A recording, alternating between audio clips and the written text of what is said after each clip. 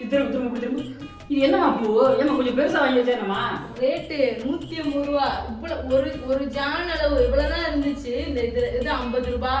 பிச்சி பூவும் இதே விலைதான். இது மல்லியும் இதே விலைதான். நான் ஏன் பிச்சி வாங்கினேன்னு பாத்தீங்கன்னா மல்லி சீக்கிரம் கொஞ்சம் அழுகி போன மாதிரி ஆயிரும். பிச்சி பூ வாங்கினா பரவாயில்ல, அதையே பிச்சி வாங்கியிருக்கா. ஏன்டி பரதேசி, ஒரு நல்ல நாள் எல்லாம் ரேட் அதிகமா தான் இருக்கு. அதுக்கு தலைநடையே பூ வைக்கிறது இல்லையா? பார்க்க நினைச்சுவாங்க இவன் என்ன புதுசேன் இவ்வளவு பலாறு செஞ்சு கொடுக்குது அந்த பிள்ளை, ஒரு பூ வாங்கி கொடுக்க மாட்டாங்க நினைப்பாக மாட்டாங்களா? அமைதியாக இருந்தேன். எனக்கு முன்னாடி ஒரு அடுத்தவங்களுக்கு கேட்கா சத்தமா செய்யும். இல்ல எனக்கு முன்னாடி ஒரு அண்ணன் வாங்கினாங்க. அந்த அண்ணனுக்கு பார்த்தா 50 ரூபாய்க்கு அந்த அண்ணன் வாங்கினாங்க. இங்க இருந்து இது வரைக்கும் நறுக்குறாரு. நறுக்கையில பாக்குறேன் நான் வாங்குறேன். இங்க இருந்து இது வரைக்கும் நறுக்குறாங்க. எனக்கு என்னடா முகரே பாத்துருப்பாப்ல. சரி தள்ளி விட்டுலாம், தள்ளி விட்டா இல்ல. நான் நினைச்சேன் அண்ணே கொஞ்சம் விட்டு நறுக்கு, ஒருவேளை கன்ஃபியூஸ் ஆகி மறந்துட்டு சின்னதா இருக்கு அப்படின்னு கொஞ்சம் விட்டு நறுக்குறேன். இவ்வளவுதான் வரும் ரேட் சொல்லி இப்படியே கட் பண்ணிட்டு வருங்க.